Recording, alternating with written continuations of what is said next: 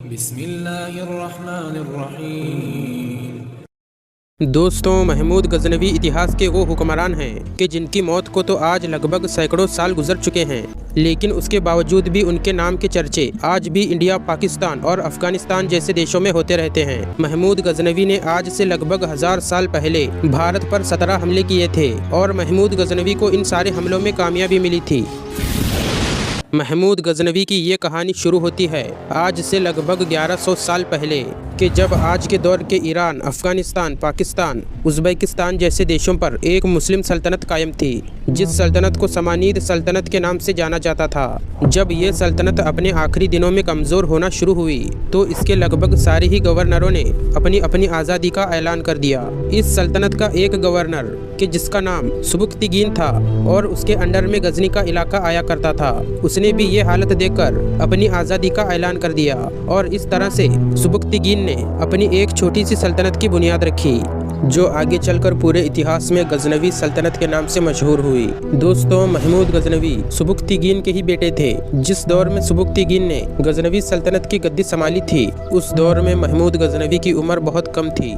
सुबुक्तगीन ने शुरू से ही अपने बेटे की जंगी तरबियत पर फोकस किया, क्योंकि सुबुक्तगीन चाहता था कि जिस छोटी सी सल्तनत की उसने बुनियाद रखी है, उस सल्तनत को उसका बेटा अपनी मेहनत और होशियारी के बलबूते पर इतनी ऊंचाइयों तक लेकर जाए कि आने वाले दौर में मेरी सल्तनत इतिहास में हमेशा हमेशा के लिए मशहूर हो जाए। और यकीनन महमूद गजनवी भी अपने वालिद के उम्मीदों पर खरा उतरना चाहते थे। इतिहासकार लिखते हैं कि 20 साल की उम्र होने तक महमूद गजनवी इतने ज्यादा काबिल हो चुके थे कि कोई भी बड़े से बड़ा फौजी उनसे मुकाबला नहीं करना चाहता था। बल्कि तारीख़ पंजाब में तो ये भी लिखा गया है कि महमूद गजनवी जंग में जिन हथियारों का इस्तेमाल किया करते थे, उन हथियारों को कोई दूसरा आम फौजी इस्तेमाल नहीं कर पाता था, क्योंकि वो हथियार बहुत भारी हुआ करते थे। अब धीरे धीरे महमूद गजनवी ने अपने वालिद के साथ लगभग सभी जंगों में शामिल होना भी शुरू कर दिया था। लेकिन महमूद गजनवी के ज़िंदगी का सबसे बड़ा इम्तिहान उस वक्त हुआ कि जब सुबुक्तगीन ने अपने पड़ोसी राजा के सल्तनत पर हमला किया। और ये पड़ोसी राजा कोई और नहीं बल्कि भारत का राजा था, जिसको आज के दौर में जयपाल के नाम से जानते हैं। सुबुक्तगीन के हमले के जवाब में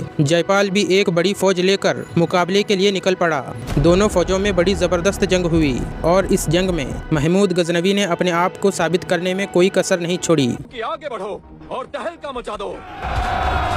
जयपाल की फौज महमूद गजनवी की फौज के सामने ज़्यादा देर ना टिक सकी और मजबूरन जयपाल को सुबुक्तगीन से ये दरख्वास्त करना पड़ी कि आप 10 लाख दिरहम के बदले हम लोगों से सुलह कर लीजिए। सुबुक्तगीन इस बात पर फौरन राजी हो गए, लेकिन उनका बेटा महमूद गजनवी ये सुलह करने के लिए किसी भी हाल में तैयार नहीं था। सुबुक्तगीन भी अपने बेटे के इनकार करने की वजह से कुछ देर के लिए सोच में पड़ गया था। लेकिन इसी बीच में अचानक से जयपाल की फौज का एक एलजी आया और उसने सुबुक्तगीन को ये मशवरा दिया कि आपको चाहिए कि आप फौरन ये सुलह करने के लिए राजी हो जाएं, क्योंकि राजपूतों के यहाँ ये रस्म है कि जब भी उनके सामने ऐसे हालात आते हैं तो वो अपने बीवी बच्चों को कत्ल करने के बाद खुद मैदान जंग में दुश्मन के सामने कूद जाते हैं और ऐसी सूरत में उनके सामने किसी के लिए भी टिकना नामुमकिन हो जाता है। ये सुनकर सुबुक्तगीन सुलह करने के लिए तैयार हो गए और दूसरी तरफ राजा जयपाल भी अपने साथ सुबुक्तगीन के कुछ सिपाहियों को लेकर अपनी सल्तनत के एक शहर यानी लाहौर के तरफ वापस आ गया,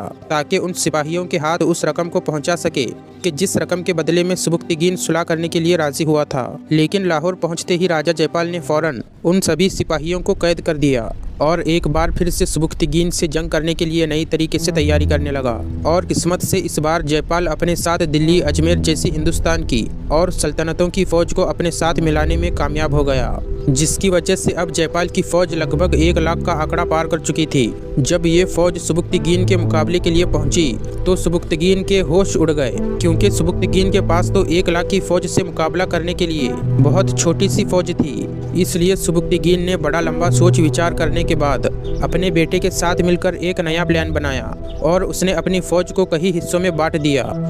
और उसके बाद जयपाल की फौज में सिर्फ उन जगहों को तलाश करा कि जो सबसे ज्यादा कमजोर थी और फिर जयपाल की फौज पर डायरेक्ट हमला करने के बजाय अपनी छोटी छोटी टुकड़ियों के जरिए से ही उन कमजोर जगहों पर हमला करवाया। सुबुक्तगीन का ये अजीब और अनोखा प्लान काम कर गया और जयपाल की फौज चाहकर भी सुबुक्तगीन के मुकाबले में ना टिक सकी और एक बार फिर से जयपाल को बड़ी बुरी तरह से हार का सामना करना पड़ा, जिसकी वजह से हिंदुस्तान का बहुत सारा इलाका सुबुक्तगीन के सल्तनत में शामिल हो गया और धोखा देने के जुर्म में जयपाल से इस बार बहुत सारी रकम भी वसूल की।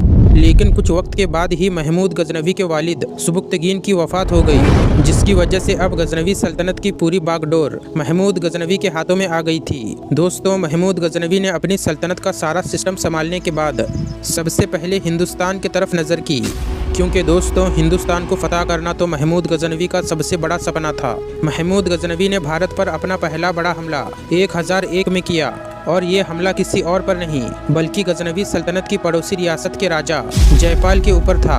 वही राजा कि जो महमूद गजनवी का पुराना दुश्मन भी माना जाता था।